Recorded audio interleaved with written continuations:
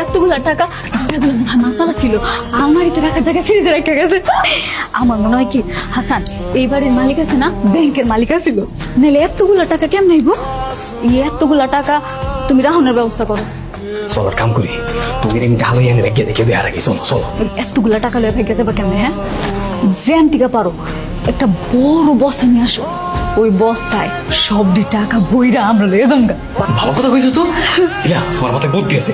দাঁড়াও হইলো কিছু দাঁড়াও না। আম্মা, আমি আর হাসানে একটা বাড়ি ঢুকছি, বাড়ি ঢুকে দেখি মা টাকা আর টাকা, ওই টাকা ফ্রিজের পড়ছে মেলা টাকা। মা আমি হাসানের পাঠাইছি, কইছি জানতে পারো একটা বড় বস্তা নিয়ে আইও, এই বস্তায় সব টাকা বইরা আমরা লয়ে আইতাছি। মা তোরা ছোট মানুষ, এত টাকা লই আইস না।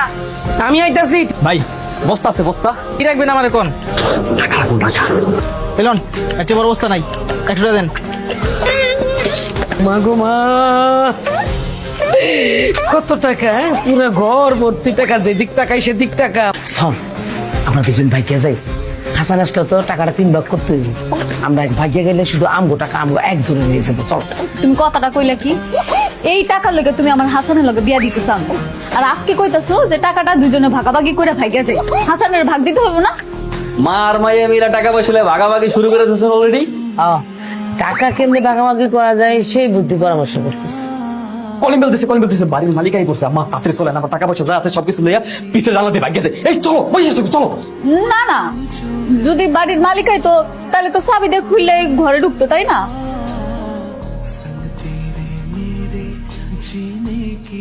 বাড়ির মালিক কে? বাড়ির মালিক আমার খালু। তার রাখেন।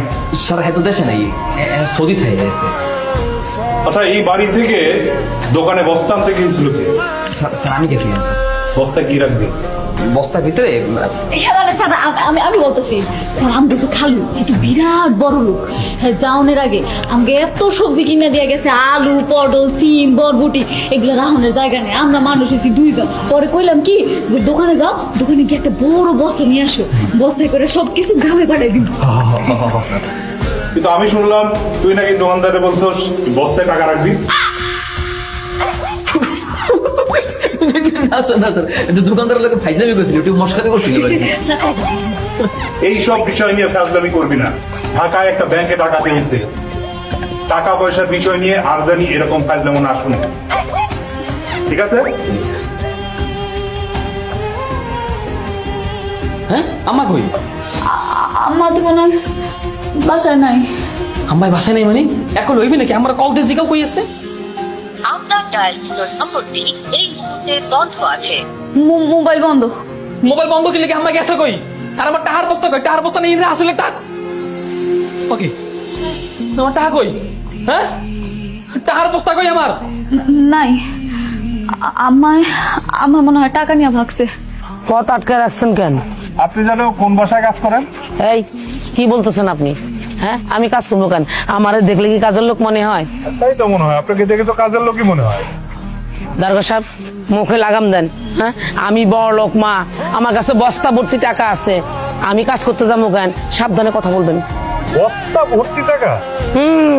বস্তা ভর্তি টাকা, এত এত এত টাকা আমি চাইলে আপনার মতো 10 জন কিনতে পারি কাজের লোক। বাহ, এই যে স্যার পুরো বস্তা ভর্তি টাকা স্যার। বলেন কি? কাহিনী তো বুঝতেছি না, আপনি এত টাকা কোত্থেকে পাইছেন? আপনারা কমু কেন? কেন কমু? আপনি আমার বলবেন না। না, অসুবিধা নাই। জাকি সাহেব, স্যার আমাকে থানায় নিয়ে চলেন। পুলিশের সাথে বাট পারি না। পুলিশের লোকে বাটপারি মানে স্যার কি? স্যার কই, আমরা তো কোনো বাটপারি করি না স্যার। এগুলো তাহলে কিসের টাকা? স্যার বিশ্বাস করেন স্যার, আমি কোনো চোর না স্যার। আমি স্যার মূলত টাকাগুলো স্যার চুরি করতে চাইছিলাম, কিন্তু আসলে চুরি করতে পারিনি। স্যার আপনি শুধু শুধু আমাদেরকে কেন দোষারোপ করছেন? আমরা তো কোনো কিছু করি না, আপনি কিন্তু আমাদেরকে হুমকি দিচ্ছেন স্যার। হ্যাঁ হ্যাঁ, তাহলে এগুলো কিসের টাকা? এগুলো আমার বাপদাদার সম্পত্তির টাকা।